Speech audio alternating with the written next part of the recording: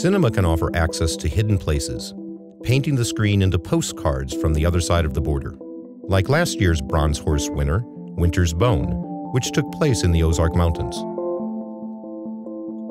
The film showcased John Hawkes' talent in a performance which earned him an Academy Award nomination. Once again, he can be seen at the Stockholm Film Festival, this time as a charismatic cult leader in the eerie thriller Marcy May Marlene, directed by Sean Durkin. Lives on my wall. When I wrote it, I named the film very early on when I decided that it was going to be about a woman who escapes from a cult and she's dealing with the different identities that she struggles to come to terms with through going through this process. So I never thought the title would be such a talking point. I just felt like it was really the core of the story. Oh, Martha, you look like a Marcy May. You've got a really nice place here. It's as much yours as it is mine. I approached researching the film by starting by reading about some of the more famous cults, American cults from the 60s and 70s, and then quickly began to move away from that and try to find more local groups that were around today. And I used that to sort of understand the process, and then from there I began to meet people, and just by talking about it, people came forward and started to share their stories with me.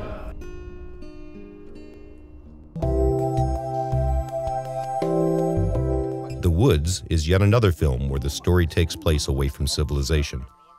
Matthew Lessner is the writer and director of the story, in which young Americans have fled the modern concrete mazes to set up camp within the green confinements of the woods.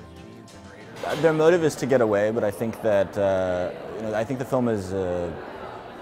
Hopefully, my intent is that the film is a satire. So I think that sometimes, as much as I personally want to get away from things, I think I bring a lot of things with me, I suppose. So I think it's a very exaggerated version of that. Hey, Dean, how about no virtual boy, just for the meeting? Can we put it away? Thanks, man. I feel like being increasingly conscious of a whole host of problems that we face, particularly as Americans, but just as global citizens as well, mounting problems that are commonly really overwhelming to me.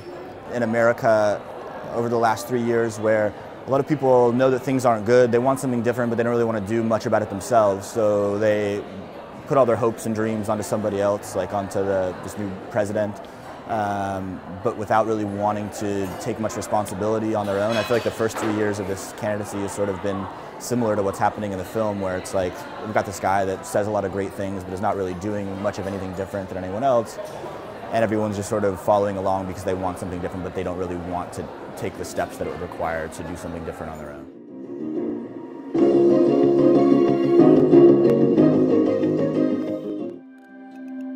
Nowadays, a hidden place isn't necessarily a physical location. It can also be found in the strange, ethereal World Wide Web. Like in John Comas's Suicide Room, where a teenager finds himself attracted to a cult-like community. Well, the most important thing for me in making the movie was to kind of say to people who think they are different, you can be a minority everywhere because of your opinions, sexual orientation, everything, race, anything.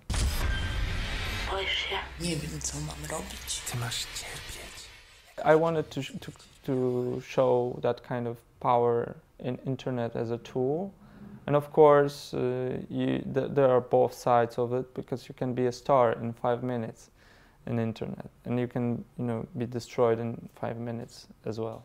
The main thing movie has to do, it has to reach the audience in any way. It can use anything, but it has to be kind of attractive.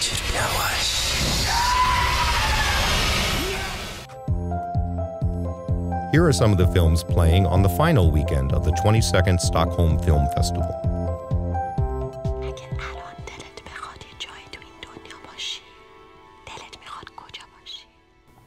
I like to say that the film is personal, but it's not autobiographical. So a lot of the first ideas of the girls came from my experience, and my experience with my cousins as a teenager going to sort of these underground parties. And then the idea of the family is based on my uncle, who had studied in the US and moved when the demonstrations were happening in 1979 for the revolution. Everyone was coming to the West. He went back to take part in the revolution, and then he was stuck there.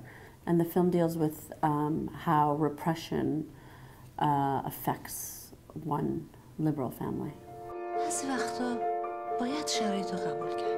the reason I made the film, because growing up I never saw images of girl sexuality. It was something that wasn't allowed to be talked about or shown in the Islamic context. And of course that's what made me want to do it. A single message. I think what the film doesn't leave you with a message. I think it kind of maybe is the opposite. It makes you think a little bit, and maybe you'll have a different feeling about it the next day. It's a very intense sort of emotional film, and I think it gives you conflicting ideas, conflicting messages on some level, and it makes you kind of, I hope it makes you think about the issues that this family faces, and at some point come to some, you know, each audience can come to their own conclusion. But I don't think it's a simple conclusion that you can walk away with. Jeg vet jeg har sagt mye før og sånn, men jeg har det bedre nå, så du kommer til å se det. I think a part of my job as a director is to explore or perceive in some hopefully nuanced way the reality that I see around me. And for this film, a part of the project was specifically to try to you know, open up the possibility of letting unexpected things happen. So I shot a lot of it in more or less a documentary style, where a lot of the scenes were planned out, I had the actors ready, and then we let them into reality and shot it and tried to create something, and people would just walk by.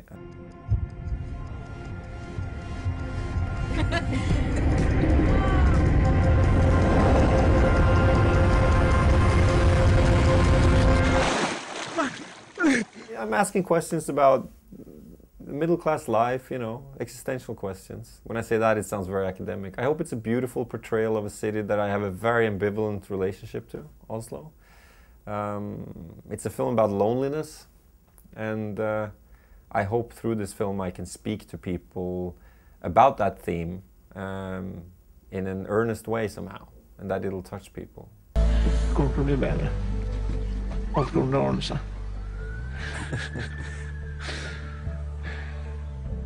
You could.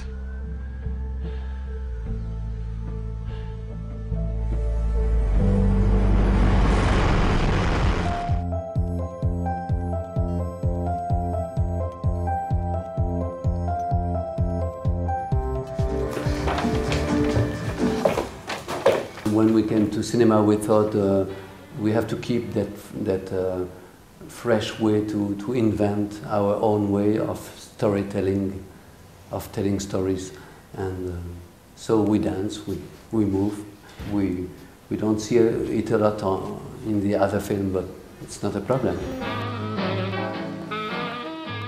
We really have a way of working. It's not first the scenario, then the rehearsals, then the set. It's all mixed up.